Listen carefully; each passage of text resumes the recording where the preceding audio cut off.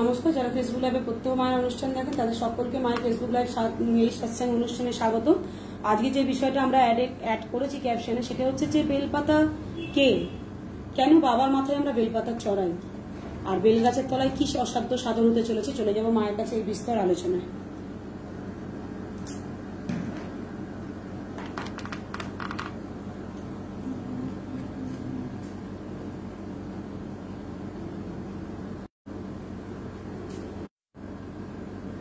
আসিয়াছি পরকাছে পরদেশে পরদেশে, পর বাঁশে পরের সাক্ষাতে, পর বোঝা মাথে নিয়ে পরতরে প্রাণ দিন, পরে সে পায় পৌঁছাতে। আমার স্বপ্নান্ত তারা সিদ্ধেশ্বরী মাতা ঠাকুরানীর আতুল চরণে প্রণাম। আমার অগণিত প্রাণের প্রিয় ভক্তমন্ডলী, যারা সদা সর্বদা আমার সৎসঙ্গের সঙ্গে যুক্ত, তাদেরকে অনেক অনেক আশীর্বাদ। অনেক ভালো থাকো, সুস্থ থাকো, কোভিড প্রোটোকল মেনে চলো, এবং তাদেরকে বিশেষ আশীর্বাদ যারা সদা সর্বদা মালভূমি মহাশক্তি আশ্রম, তাদের একান্ত নিজের পরিবার, যারা সদা সর্বদা এই পেজগুলোকে শেয়ার করছে, প্রত্যেকটা দিন যারা শেয়ার করে।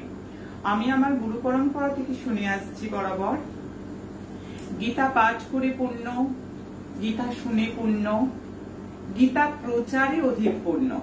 অর্থাৎ যারা এই পেজকে প্রচার করছে তারা জনহিতকর কার্য করছে, তাই তাদেরকে অনেক আশীর্বাদ। তাদের প্রত্যেকের জন্য আমার স্বপ্নাধিষ্ঠা শ্রী তারা সিদ্ধেশ্বরী মাতা ঠাকুরানীর চরণে প্রণাম। আর যারা বিশেষভাবে প্রত্যেক দিন অনেক অনেক কমেন্ট লেখেন, অনেকে আফসোস করে ভাবে মা কি কমেন্ট গুলো পড়েন, মা কি কমেন্ট গুলো জানেন। হ্যাঁ, গুরু মাকে প্রত্যেকটা কমেন্ট আমার দপ্তর থেকে, আমার সেবা দল থেকে প্রত্যেকে আমাকে জানায়। প্রত্যেককে অনেক আশীর্বাদ যারা কমেন্ট লেখেন, যারা কষ্ট করে করে কমেন্ট লিখছে প্রত্যেকটা দিন, তাদের প্রত্যেককে আমার প্রাণ ভরা আশীর্বাদ। এবং তারা এই পরিবারেরই একজন, তাই তারা কিন্তু কমেন্ট লেখেন, তাই তারা জানায় প্রত্যেকটা দিন। এবং তাদের প্রত্যেকটা কথা, আমার পরিবারের প্রত্যেকটা কথা আমার মাথায় আছে। যারা কমেন্টে যে যে বিষয়গুলো শুনতে চাইছে এবং নিয়মিত দেখছে, আমরা কিন্তু সেই সমস্ত বিষয়গুলো উত্থাপন করছি। একের পর এক কমেন্টের অনেক রিকোয়েস্টের কথা আমি বলেছি এবং আগামী দিন আরো বলবো। যাদেরটা নিয়ে এখনো আলোচনা হয়নি, আমার পরিবার, তোমার পরিবার, তোমার আমার এক পরিবার, আমাদের পরিবার, তোমাদের কারোর আশাহত হওয়ার দরকার নেই। আমি বলছি প্রত্যেকটা বিষয় নিয়ে, প্রত্যেকের বিষয় নিয়ে আমি আলোকপাত করব, আমি আলোচনা করব, কারণ প্রত্যেকটা মানুষ এই অনুষ্ঠানে আগ্রহী হয়ে বসে থাকে। আজকের যে আলোচনা, আজকের যে মূল বিষয়, কে এই বিল্লপত্র, হঠাৎ বা বাবার মাথায় স্থান হলো কেন? বাবার মাথায় স্থান হওয়াটা তো চারটিখানি কথা নয়, কারণ আমাদের পরিবারের প্রত্যেকের ভরপুর আধ্যাত্মিক জ্ঞান হওয়া প্রয়োজন। এবং তার সঙ্গে শ্রাবণীর বলে যাব বেশ কিছু প্রতিকার এবং ফলপ্রদ প্রতিকার, গুরু পরম্পরা প্রাপ্ত থেকে প্রতিকার, যার অব্যর্থ হবা, একেবারে অব্যর্থ, যা ব্যর্থ হবার কোনো জায়গা নেই। আমি বলছি লিখে নাও, আমি বলছি সাদা কাগজে লিখে নাও, আমি যেভাবে বলবো।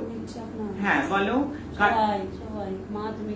হ্যাঁ, যারা আমার শরীরের জন্য বারবার খবর নিচ্ছে, আমি প্রত্যেকটা দিন বলি, প্রচুর হোয়াটসঅ্যাপে ডিপিতে আমার ছবি, আমার তারামার ছবি অবশ্যই দেখছি। বহু মানুষ ফোনের মারফত খোঁজ নিয়েছো, এখনো অনেকে লিখেছো।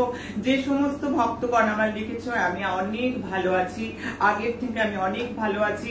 তোমাদের প্রত্যেকের ভালোবাসা, তোমাদের প্রত্যেকের মন কেমন করা, তোমাদের প্রত্যেকের জানানো আমি বেশ ভালো আছি। তোমরা খুব ভালো থাকো, তোমরা আমার পরিবার, তোমরা আমার সন্তান, তোমরা ভালো থাকবে। হাসতে বলছো, আমি তো সবসময় হাসছি, কিন্তু ফোন করতে বারণ করছি। আমি এখন ফোনটা করতে খালি বারণ করছি, আমি সবসময় হাসছি। যারা হাসি মুখ দেখতে চাইছো তাদের জন্য আমি অনেক হাসছি, কারণ তোমাদের প্রত্যেকটা আবদার, তোমাদের প্রত্যেকটা কথা আমার কাছে অনেক মূল্য রাখে।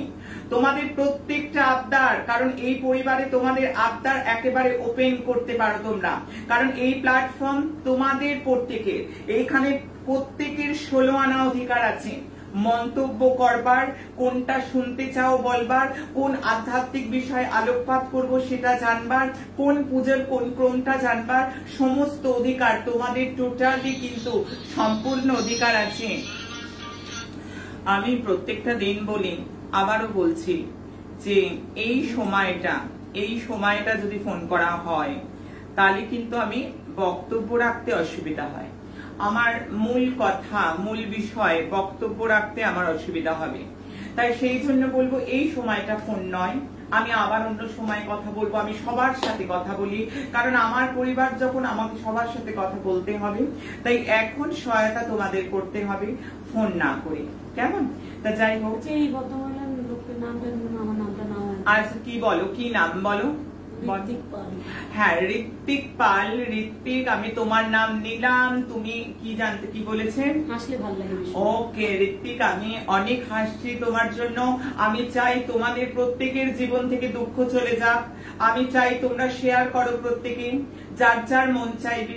কারণ আমরা দেখবো না আমাদের বাংলায় কেউ কাঁদছে, আমরা দেখবো না সমস্যা পীড়িত মানুষ আমার ভারতবর্ষে কাঁদছে, আমার সৌদি আরব, আমার বাংলাদেশ, আমার ইউএসএ, আমার কোন জায়গায় পৃথিবীর কোথাও যাতে মানুষ পয়সা নেই গুরুমা আমরা প্রতিকার করতে পারছি না, এই কথাটুকু কারোর মুখে আর যেন না আসে। প্রত্যেকটা মানুষ যাতে ঘরে বসে যেভাবে আমি প্রতিকার প্রতিবিধান দিচ্ছি, প্রত্যেকটা মানুষ যেভাবে হাসছে, যেভাবে প্রত্যেকটা মানুষ স্বস্তির সন্ধান খুঁজে পেয়েছে, এতদিন যে ঠিকানাটা মানুষ খুঁজছিল, এত বছর ধরে যে মানুষ একটা আস্থা এবং ভরসা করবার একটা জায়গা খুঁজে পেয়েছে, খড়কুটোর মতন মানুষ আঁকড়ে রেখেছে এই পরিবারকে সমৃদ্ধ করেছে, তাদেরকে অনেক আশীর্বাদ, অনেক ভালোবাসা। কারণ এখান থেকে মানুষের পুনরুজ্জীবিত হবার একটা পথ দেখাচ্ছে এবং মানুষকে দুঃখ থেকে বেরিয়ে আসবার পথ এবং পুজো পাঠে ভরপুর জ্ঞান। যে বিষয়টা আজকের মূল বিষয়, যে বাবার মাথায় বেলপাতা,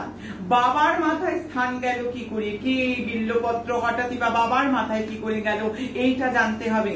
আমার পরিবারের সবাই জানে যে বেলপাতা কোন মন্ত্রে দিতে হয়, আগের এপিসোডে আছে।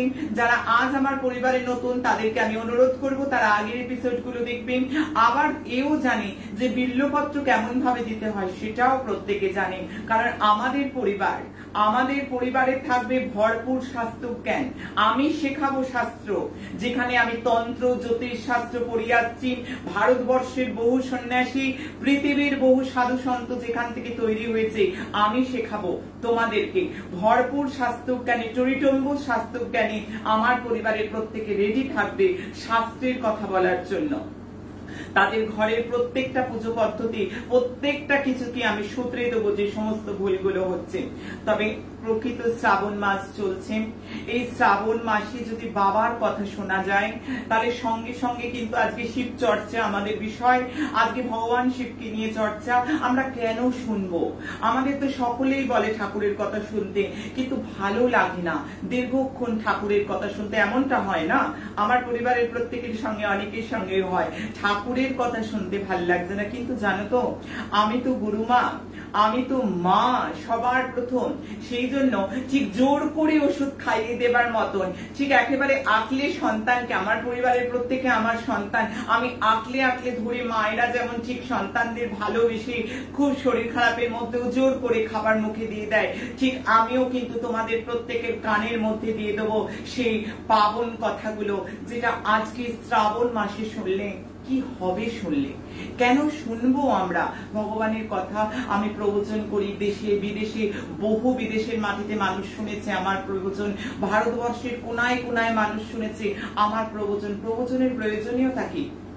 কারণ প্রবচনই পারে, ঈশ্বরের নামই পারে তোমাদের সমস্ত পাপরাশি নিমেষের মধ্যে ভস্মীভূত করে দিতে। এই যে পাপরাশি, এই যে গ্রহ দশা, এটার একটা সাংঘাতিক ওষুধ কিন্তু এই ভগবানের দিব্য নাম, দিব্য কথা শ্রবণ। ভগবানের এই দিব্য কথা শুনে যেন ভগবান শ্রীকৃষ্ণ যখন জন্মগ্রহণ করেননি, তার পিতা মাতা কিন্তু দেবী ভাগবতের অনুষ্ঠান করিয়েছিলেন গর্গমুনিকে দিয়ে। গর্গাচার্যের এই অনুষ্ঠানের ফল, দেবী ভগবত শ্রবণের ফলে ভগবান শ্রীকৃষ্ণ কিন্তু কংস দমন করেছিলেন এবং সুন্দরভাবে সেই সংখ্যান সবার কাছে আছে। এবং এই ভাগবত শোনার, দেবী ভাগবত শুনে কিন্তু জন্মেজয় ভাগবত অনুষ্ঠান করিয়ে দেবী ভাগবতম পাঠ করিয়ে তার পিতাকে কিন্তু একেবারে সুন্দরভাবে অন্তিম লোকে যাত্রা করিয়েছেন। অর্থাৎ ভগবানের দিব্য কথা শ্রবণ আমাদের জীবনে অত্যন্ত প্রয়োজন, আমাদের জীবনে অত্যন্ত প্রয়োজন, অপরিহার্য ওষুধ। আজকে আমি ভগবানের দিব্য কথা সবাইকে জানাবো, ভগবানের বিশেষ কথা বলবো। তার আগে চলে যাব আবারও কিছু আমি পূর্বাভাস দেব। পূর্বাভাস, কারণ আমার পরিবারের প্রত্যেকে মেলায় এই পূর্বাভাস। আমি বলি আমি ক্যালকুলেশন করব আর মেলাবে আমার পরিবারের প্রত্যেকে। সারা ভারতবর্ষ মেলাবে, সারা পশ্চিম বাংলা মেলাবে, সারা পৃথিবীর মানুষ মিলিয়ে নেবে যে প্রকৃত গণনা যদি করা যায় তবে এই রকম পিন পয়েন্টের অ্যান্সার করা যায়, এই রকম ভাবে গণনা করে বলে দেয়া যায় যে কখন কি হতে চলেছে, কি হতে পারে, কি হবার সম্ভাবনা রয়েছে। কারণ আমাদের পরিবারের প্রতি আমাদের প্রত্যেকের দায়বদ্ধতা রয়েছে। কারণ আমরা চাইবো প্রত্যেকটা মানুষ যাতে সেফ থাকতে পারে, প্রত্যেকটা মানুষের যাতে বিপদ মুক্ত হতে পারে, তার জন্য পূর্বাভাস করা। এবং পূর্বাভাস যে শুধু এই কারণে করছি, তার সাথে সাথে আরেকটা কারণ যে এই শাস্ত্রের যে অবক্ষয়, এই শাস্ত্র নিয়ে যে চূড়ান্ত ব্যবসা, এই শাস্ত্র নিয়ে যে চূড়ান্ত লুটপাট চলছে, সেটি যেন না হয়। কারণ প্রকৃত গণনা করলে, প্রকৃত ক্যালকুলেশন যদি কেউ জেনে থাকে, তাহলে কথা কিন্তু মিলতে বাধ্য। যেমনটি আমার পরিবারের প্রত্যেকে দেখে নিচ্ছে, মিলিয়ে নিচ্ছে। ঠিক যেভাবে মানুষ আমাকে গেল দিন কেউ জানিয়েছে মহেশতলার রাসায়নিক কারখানায় যে বিপুল অগ্নিকাণ্ড, আমি বলে গেছিলাম এখনো থামেনি অগ্নিকাণ্ড, মহেশতলায় মানুষ মিলিয়ে নিল। আমি বলে গেছিলাম পশু পাখি থেকে রোগ এবং পশু পাখির প্রবল মৃত্যু যোগ, সেটা মানুষ আমেরিকাতে দেখলো যে কিভাবে পাখি মারা যাচ্ছে, এবং আসামেতেও বহু বহু পাখি কিন্তু প্রাণ চলে গেল, অকালে অঝরে ঝরে গেল। যাই হোক, আবারও একটা কিন্তু বক্তব্য আমি রাখবো, আমি পূর্বাভাস দেব। এবং আমি পূর্বাভাস দিয়ে গিয়েছিলাম জলের দ্বারা কিন্তু কোন রকম ভাবে করোনার কিছু, কোন রকম ভাইরাস জলের দ্বারা কিন্তু আসতে চলেছে, এরকম একটা পূর্বাভাস আমার দেয়া ছিল। ইতিমধ্যেই কিন্তু লন্ডন থেকে সেটা কিন্তু দেখা যাচ্ছে যে জলের মধ্যে অজানা ভাইরাসের আগমন। আমি আরো একবার বাংলার মানুষকে, ভারতবর্ষের মানুষকে, সারা পৃথিবীর মানুষকে সচেতন করব যে জল কিন্তু যতটা সম্ভব ফুটিয়ে খাওয়া নিয়ে ভালো। আমি আগেও বলেছি, আমি আবারও বললাম, এবং আমার বলা কথা ইতিমধ্যে কিন্তু লন্ডনে আমরা দেখতে পাচ্ছি, খবর আসছে, মানুষ জানাচ্ছে। কারণ এই পরিবার থেকেই ফোন আসছে, এই পরিবার থেকেই কিন্তু মানুষ ছবি তুলে পাঠাচ্ছে যে জলের মধ্যে কিন্তু ভাইরাসের আনাগোনা অলরেডি লন্ডনে কিন্তু শুরু হয়ে গেছে। আমি আরো একবার বলবো যে পূর্বাভাস দেওয়ার ক্ষেত্রে, করোনার ক্ষেত্রে যেটা আমি বলবো, করোনার ক্ষেত্রে যে অনেকে জানতে চাইছে যে এর এন্ড কখন। আমি আপাতত 2022 নভেম্বর অব্দিও কিন্তু করোনার অস্তিত্ব দেখতে পাচ্ছি। 2022 নভেম্বরের পর আমি পূর্বাভাস দেব করোনা কতদিন আরো স্টে হতে পারে। আপাতত যেটা দেখতে পাচ্ছি সেটা আমি জানিয়ে দিলাম। সবচেয়ে কিন্তু সাবধান বাণী করব করোনার জন্য। আমি আগেও বলেছি করোনা থার্ড ওয়েভ কিন্তু ইউরোপিয়ান কান্ট্রি থেকে কিন্তু শুরু হবে, ওই দিক থেকে আসবে। তবে বারবার বলবো সবচেয়ে বড় খাতরা যে সময়টা, কারণ আমি সাবধান করব, সেটা হচ্ছে 2022 এপ্রিল। 2022 এপ্রিল আমি দেখতে পাচ্ছি রাহু সেখানে ট্রানজিট করছেন। শনি, মঙ্গল এবং রাহু, এই তিনটে গ্রহের সমন্বয় ছাড়া করোনার তীব্র একটা দাপট, একদম তীব্র খেলার কিন্তু একটা সময়।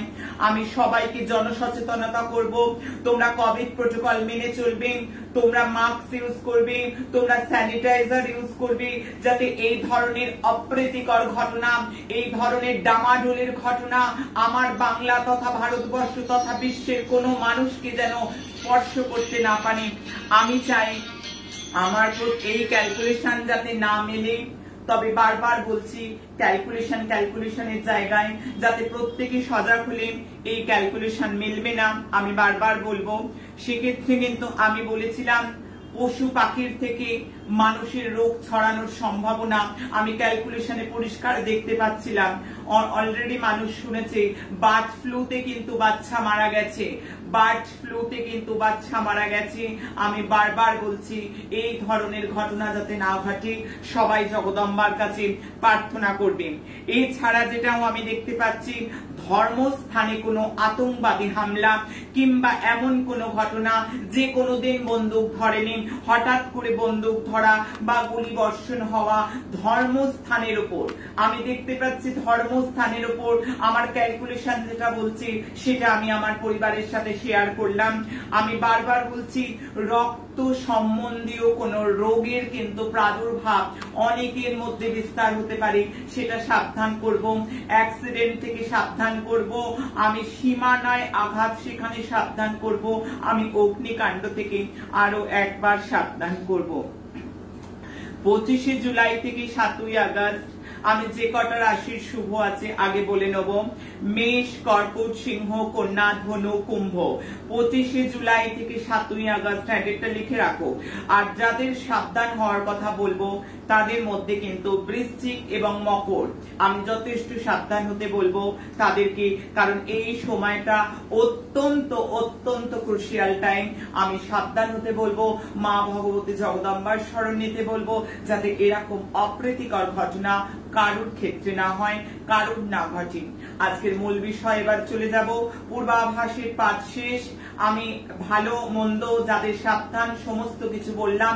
এবার মূল বিষয় প্রবেশ করবার আগে আরো একবার বলবো, যারা প্রত্যেক দিন শেয়ার করে এই পেজকে দিকে বিদিকে ছড়িয়ে দিয়েছে, এই পেজের ব্যাপ্তি যারা ঘটিয়েছে, আরো যারা ঘটাবে, তাদের প্রত্যেকের জন্য আমার প্রাণ ভরে দুহাত তুলে আশীর্বাদ। এবং যারা প্রতিনিয়ত কিন্তু এখানে কমেন্ট সেকশনে কমেন্ট করছে, তাদের প্রত্যেকের জন্য আমার আশীর্বাদ। তারা সৎসঙ্গের সঙ্গে যুক্ত থাকো, হবে ভরপুর শাস্ত্র জ্ঞান। কারণ শাস্ত্র জ্ঞান না জেনে শাস্ত্র আচরণ কিন্তু সঠিক ফল দিতে পারে না। রান্নায় যদি সঠিক মশলা না হয় তাহলে কিন্তু রান্না কখনো স্বাদময় হয়ে ওঠে না, স্বাদহীন থেকে যায়। ঠিক শাস্ত্র জ্ঞান যদি না থাকে, কোনো শাস্ত্র আচরণ করা হয়ে থাকে, তাহলে কিন্তু সঠিক ফল পাওয়া যাবে না। এটা আমি বারবার বলবো, কারণ আমি বারবার দেখেছি শনিবার গ্রহ দশা চলছে, 7.5 চলছে, বহু মানুষ কিন্তু নিরামিষ খাচ্ছে, কিন্তু সেক্ষেত্রে সর্ষের তেল এবং বিউলির ডাল এবং কাঁচের বাসন ইউজ যে কতটা নেগেটিভ ফল দিতে পারে সেটা তারা জানে না। তারা অনেকেই বলছে গুরুমা আমরা তো নিরামিষ খাচ্ছি, নিরামিষ খেলে কি করে হবে। শ্রাবণ মাসে অনেকেই শিবের পুজো করছে, কিন্তু বারবার বলেছি দুধ, শাক, কোন প্রকার শাক আর বেগুন, এই 3টে খেয়ে কখনো ভগবান শিবের পুজোয় যথাযথ ফল পাওয়া যেতে পারে না। যেমনটি শাস্ত্রে আছে তেমনটি প্রত্যেকটা দিন প্রতিনিয়ত আমি মানুষের কাছে তুলে ধরছি, কারণ এইভাবে শিবার্চনা হলে কোনো ফল লাভ হবে না। আগে শাস্ত্রটাকে জানতে হবে। শাস্ত্রটাকে কিন্তু কখনোই নিজের ইচ্ছে খুশিতে চালানো যায় না, যে আমি এইভাবেই করছি, আমি এইভাবেই করি, এটা কিন্তু নয়। এটা তাদের জন্য প্রযোজ্য যারা নিষ্কাম ভগবানের পুজো করে, যারা সকাম। সকাম মানে কি? সকাম হলো কোনো কামনা বাসনার নিমিত্ত ভগবানের অর্চনা করা, কোনো কামনা প্রাপ্তির জন্য ভগবানের অর্চনা করা। তাহলে কিন্তু যথাবিধি কিন্তু সেই পথ অনুসরণ করতে হবে। গাড়ি তোমার পয়সায় কেনা হতেই পারে, গাড়ির মালিক তুমি হতেই পারো, কিন্তু রোডে যখন গাড়িটা চলবে তখন ট্রাফিক রুলটা তোমাকেই মানতে হবে। তুমি যতই গাড়ির মালিক হোক, স্বেচ্ছাচারিতা কিন্তু রোডে করা যাবে না। তদ্রূপ যে যে শাস্ত্রাচরণ করছো, শাস্ত্রের রীতিটাকে কিন্তু মাথায় নিয়ে শাস্ত্রের রীতিনীতিটাকে যথাযথভাবে শিখি, তবেই শাস্ত্রের প্রয়োগে যথাযথ ফুলফিল রেজাল্ট পেতে গেলে কিন্তু মানুষ যদি করেন, তাহলে আমি যেভাবে মানুষকে একেবারে ঘরে বসে 40 to 60% কাজ দিচ্ছি, মানুষ পাচ্ছে, বহু SMS তার সাক্ষী, বহু ফোন কল তার সাক্ষী। মানুষ ঘরে বসে কিন্তু প্রতিকার পাচ্ছে, প্রতিবিধান করছে এবং সুখ শান্তি সৌভাগ্য আরোগ্যে মুখোমুখি হয়েছে এবং তার সন্ধান খুঁজে পেয়েছে। তার জন্য চাই প্রপার ওয়েতে শাস্ত্র আচরণ করা। এখন মূল বিষয়ে যাব যে বিল্লপত্র কে এই বেলপাতা, কে হঠাৎ এই বেলবৃক্ষ হলেন, এনই বা তার পাতা ছাড়া দেবী পূজা এবং ভগবান মহেশ্বরের পুজো তিনি একটি বেলপাতাতেই সন্তুষ্ট আমরা শুনে আসছি। আমরা জানি ভগবান শিবের মাথায় কেন জল ঢালা হয়, আমরা প্রত্যেকে জেনেছি কে প্রথম জল ঢাললো, কোথা থেকে রীতি এলো যে ভগবানের শিবের পূজায় জল হবে অপরিহার্য উপাদান। আর এখন জানবো জলের পর আমরা চিরাচরিত শুনে আসছি তিনি একটি বেলপাতাতেই সন্তুষ্ট। কে এই বেলপাতা, কিভাবেই বা তিনি এতটা অধিকার পেয়ে গেলেন, এবং এই বিল্ল বৃক্ষ আমাদের শ্রাবণ মাসে কোন কোন সমস্যা থেকে মুক্তি দিতে পারে, এই বিল্ল বৃক্ষের তলায় কোন সেই অজানা মন্ত্র যদি জপ করা যায় তাহলে অসাধ্য সাধন হতে পারে আমাদের। আমরা একটির পর একটি প্রত্যেকটা প্রশ্নের উত্তর জানবো, প্রত্যেকটা প্রশ্নের যথাযথ উত্তর জেনে ভরপুর শাস্ত্র জ্ঞান নিয়ে আমরা শাস্ত্র আচরণ করব, তাহলে ফল আমাদের কেউ আটকাতে পারবে না। আমরা আগে জেনে নেব যে বেল পাতা কি। সে বহু পুরাকালের কথা। মাতা লক্ষ্মী ঠাকুরানী করছেন ভগবান শিবের আরাধনা, ভগবান শিবের কঠোর তপস্যা মহালক্ষ্মী করছেন, কারণ মহালক্ষ্মী চিরকাল জেনে এসছেন যে ভগবান বিষ্ণু সর্বদাই শিবের উপাসনা করে, সবার সর্বদাই ভগবান বিষ্ণু শিবের উপাসনা করছে, কারণ কৃষ্ণকে কৃষ্ণত্ব দিয়েছেন ভগবান শিব। ভগবান শ্রীকৃষ্ণ যে কৃষ্ণত্বটা পেয়েছে সেটা কিন্তু ভগবান শিবের দেয়া। ভগবান শ্রীকৃষ্ণের ইষ্ট দেবতা ছিলেন ভগবান শিব। আমরা রামচন্দ্রের রামলীলার দিকে যদি তাকাই, আমরা যদি দেখি সেখানে ব্রহ্ম হত্যার পাপ থেকে উদ্ধার পাওয়ার জন্য আমার ভগবান শ্রীবিষ্ণু, ভগবান রামচন্দ্র অবতার যখন, তখন কিন্তু তিনি শিবের পুজো করছেন। আমরা বারবার দেখেছি ভগবান বিষ্ণুকে শিবের চরণাশ্রয় করতে। এমনকি অজানা নয়, আজকে যেহেতু জ্ঞান দিতে বসা, আজকে যেহেতু শাস্ত্রটাকে ওপেন করা, সেহেতু বলবো যে সুদর্শন চক্রধারী, গদা পদ্মধারী, শঙ্খ চক্র গদা পদ্ম যার হাতে শোভা, সেই নারায়ণের সুদর্শন চক্রটা পর্যন্ত ভগবান শিবের দেয়া। আজকে অনেকে শুনে অবাক হচ্ছে, বলছে হ্যাঁ গুরুমা তাই? হ্যাঁ গো, ভগবান শ্রীকৃষ্ণ এবং নারায়ণের হাতে যে সুদর্শন চক্র দেখছো, সেই চক্রটা পর্যন্ত ভগবান শিবের দেয়া। অর্থাৎ শিবহীন কিছু হতে পারে না।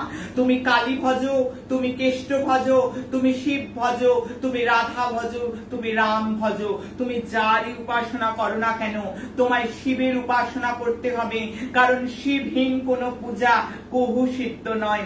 শিব ছাড়া কোনো পূজা, কোনো জপ, কোনো তপ, কোনো কিছু কিন্তু যথাযথভাবে শাস্ত্রাচরণ করলে সেই ফল লাভ কিন্তু মানুষ করতে পারে না।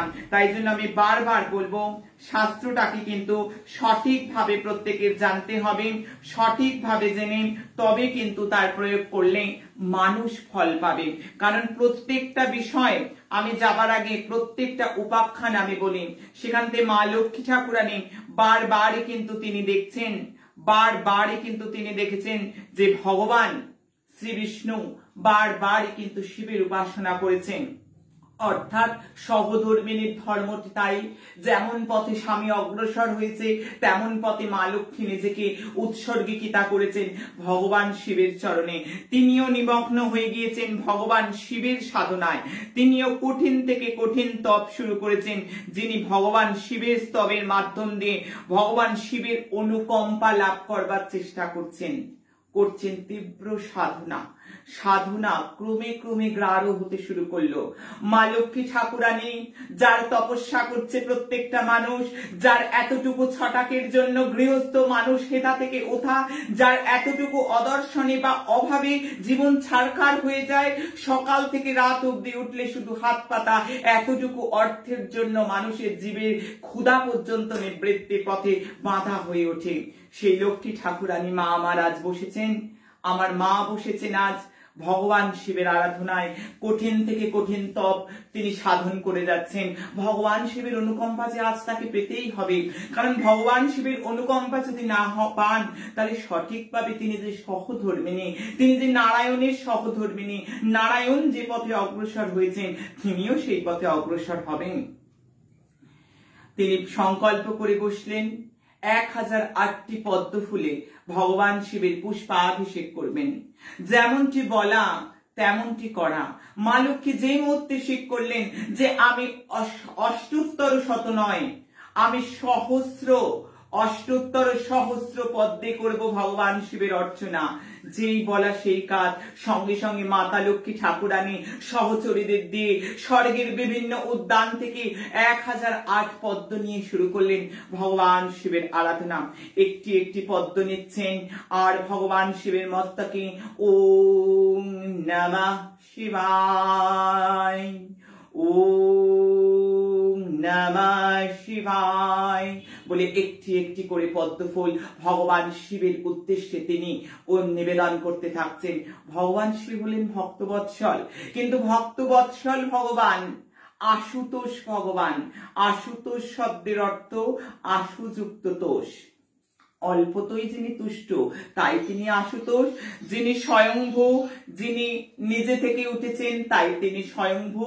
তাই তিনি এখন হঠাৎ করে পরীক্ষা নিলেন, ভক্তকে পরীক্ষা করবেন, কারণ ভক্ত কতটা খাঁটি এটা ভগবানের জানার কিন্তু একটা স্বাদ হয়। তাই তিনি বললেন, ভক্তবৎসল ভগবান একটি পদ্ম নিজে লুকিয়ে রাখলেন। একটি পদ্ম লুকিয়ে রেখে মা লক্ষ্মী দেবীকে ভারী বিপাকের মুখে সম্মুখীন করলেন। মা লক্ষ্মী শশব্যস্ত হয়ে উঠলেন যে কোথায় পাবো আমি পদ্ম?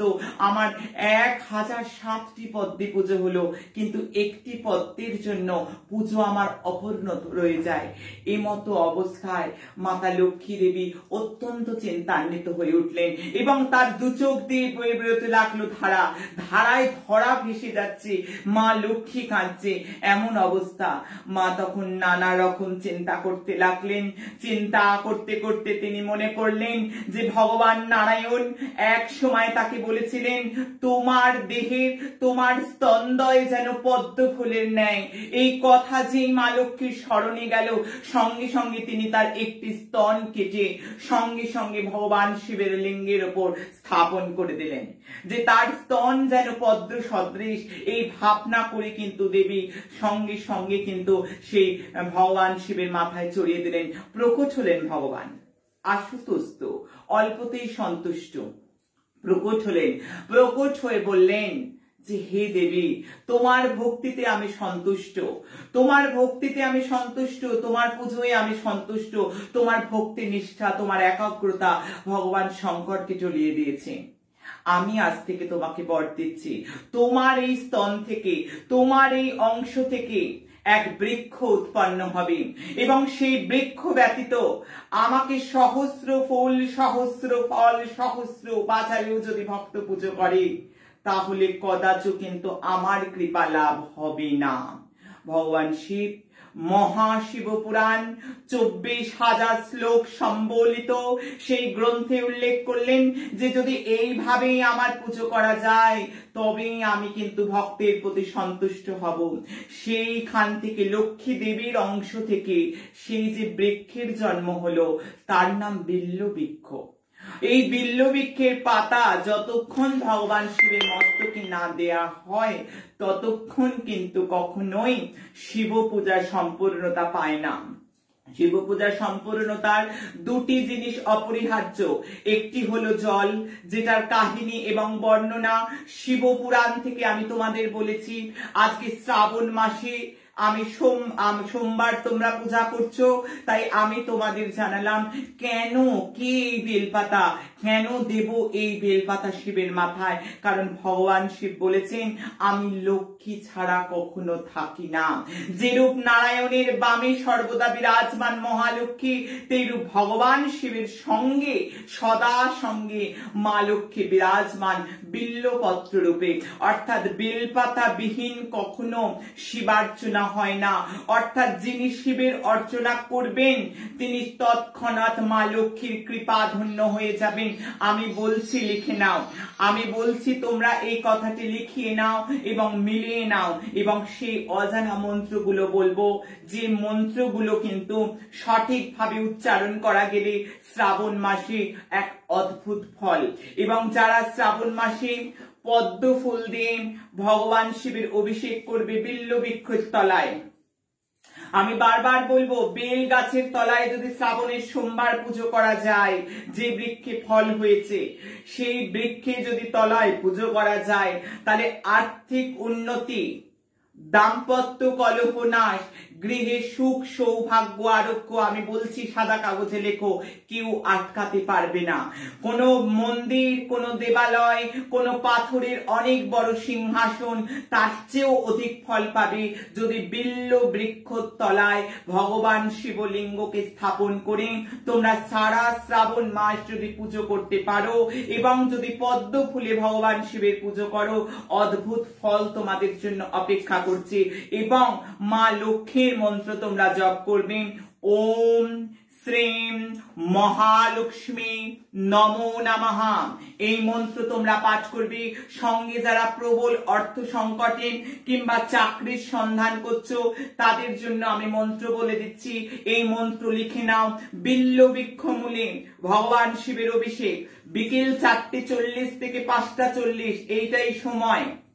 যদি টানা করতে পারো প্রত্যেক দিন খুব ভালো, নচেত শ্রাবণ মাসের সোমবার গুলো থেকে টানা 6 মাস প্রত্যেকটা সোমবার আমি মন্ত্র বলছি, ওম রিম ক্লিম কমলে কমলালয়ে প্রসীদ প্রসীদ মহালক্ষ্মী নমঃ নারায়ণ শরণম গচ্ছামি।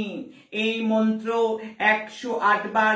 যারা চাকুরি প্রাপ্তিতে বাধা, যাদের ঘরে অর্থ আসছে কিন্তু জলের মতো খরচা হয়ে যাচ্ছে, আজকে অদ্ভুত বিধান বলে দিলাম। যদি বিল্ল বৃক্ষের তলায় নিয়ে গিয়ে শিব ঠাকুরকে পুজো করা যায়, শিবলিঙ্গের অভিষেক করা যায়, তাহলে কিন্তু কেউ আটকাতে পারবে না। সৌভাগ্য আরোগ্য। এবং যাদের প্রবল শত্রু ভয়, যাদের প্রবল শত্রু ভয় তাদের জন্য বলবো সপ্ত ধান্যে অভিষেক। হ্যাঁ, সপ্ত ধান্য, ঠিক শুনেছো তোমরা।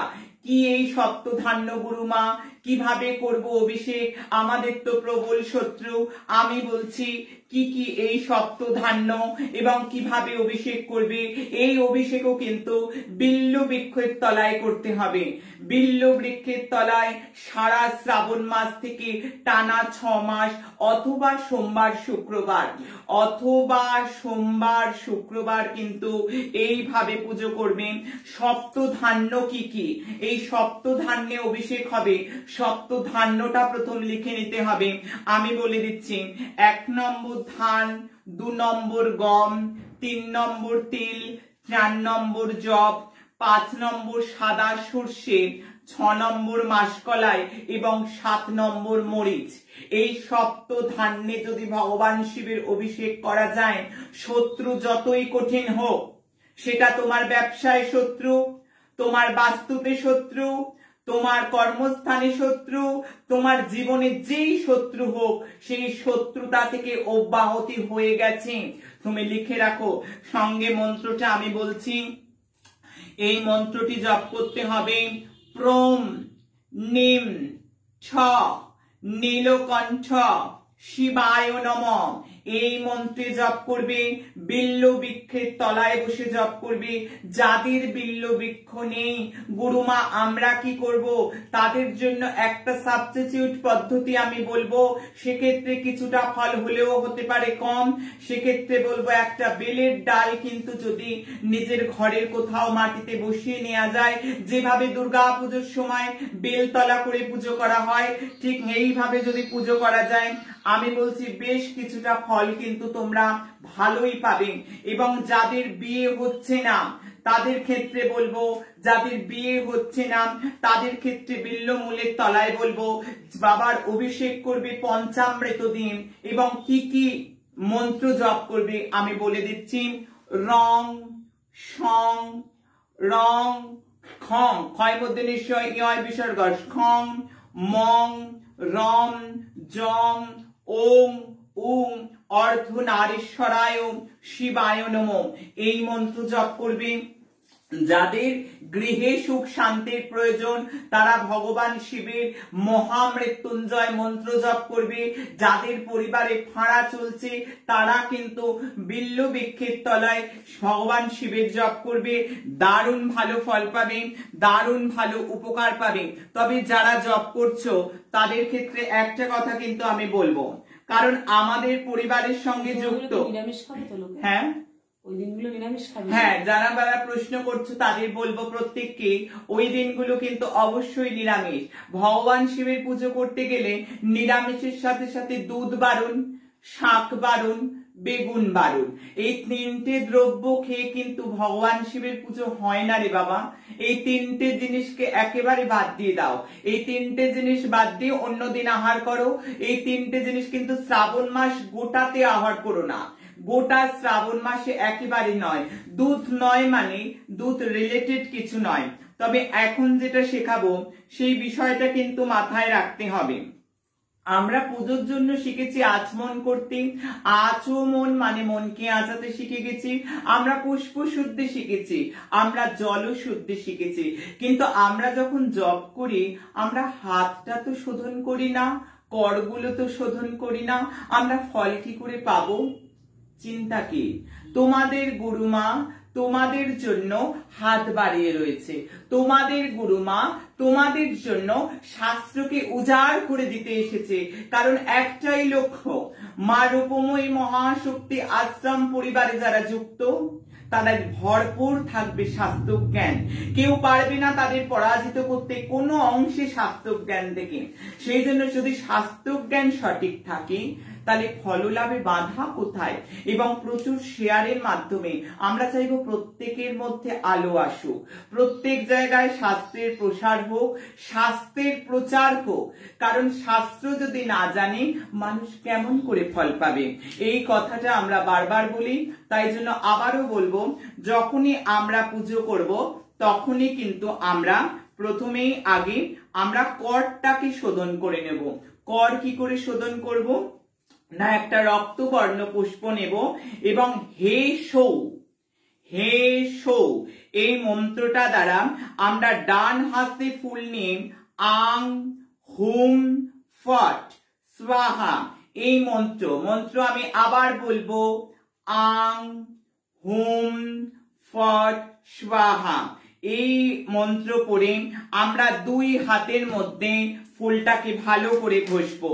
আমরা দুই হাতের মধ্যে ফুলটাকে ভালোভাবে ঘষে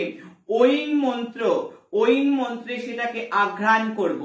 ওই মন্ত্রে সেটাকে আঘ্রাণ করা মানে সুখে আমরা ঈশান কোণে ফেলে দেব, আমরা ঈশান কোণের দিকে উৎসর্গ করব। কিন্তু গুরুমা এমন টাইমে জপ করছে, যদি ফুল না থাকে তো না থাক, সর্বাভাবে জলঙ্গদ্দা এই কথা শাস্ত্রে আছে। তাহলে আমরা জল নেব, জল নিয়ে মন্ত্র উচ্চারণ করব, করে দুই হাতে পেশন করব, আমাদের হাতের করগুলোকে শোধন করব।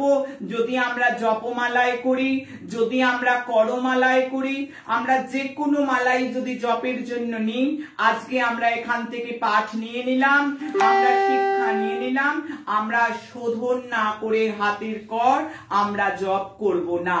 যদি আমরা করকে শোধন করে মালা ধরি বা করকে শোধন করে আমরা করের মালায় জপ করি, তাহলে আমাদের ফললাভের পথ অনেকটা প্রশস্ত হয়ে যাবে।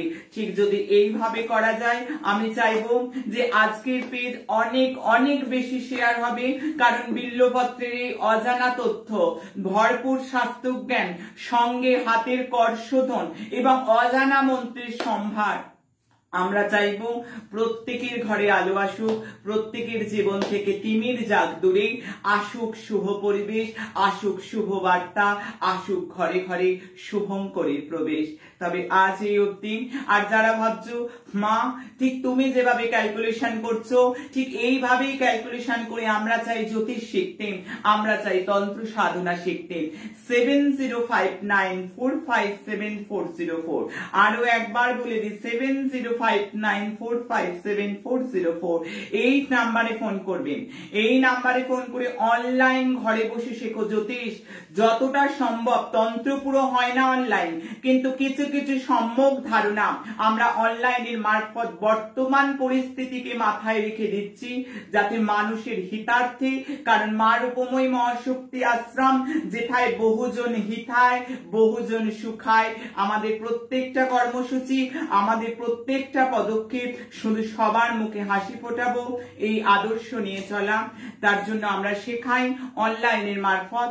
যারা যারা মনে করছি যে আমরা শিখতে চাই ঠিক এইভাবেই ক্যালকুলেশন করব, যেভাবে মা তুমি বলেছো বায়ুসেনা ঘাঁটিতে আতঙ্কবাদী হামলা হওয়ার কথা, যেভাবে তুমি বলেছো মা আমাদের প্রত্যেকটা ক্যালকুলেশন, যেভাবে তুমি বলেছিলে বিমান ক্র্যাশ হওয়ার কথা, যেভাবে তুমি বলেছিলে বাংলাদেশের মগ বাজারের বিস্ফোরণের ঘটনা, যেভাবে মা তুমি বলেছিলে বিবিধ অগ্নিকাণ্ডের ঘটনা, আমি শেখাবো কিভাবে এই ক্যালকুলেশন গুলো আমি করি, কিরাম কিরাম পদ, কোন পদ ধরে গেলে ক্যালকুলেশন সঠিক হয়।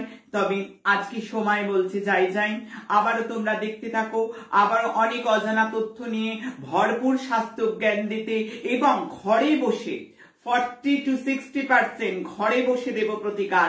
এই প্রতিশ্রুতি মাথায় নিয়ে আবারও ফিরে আসবো অনেক অজানা তথ্য নিয়ে।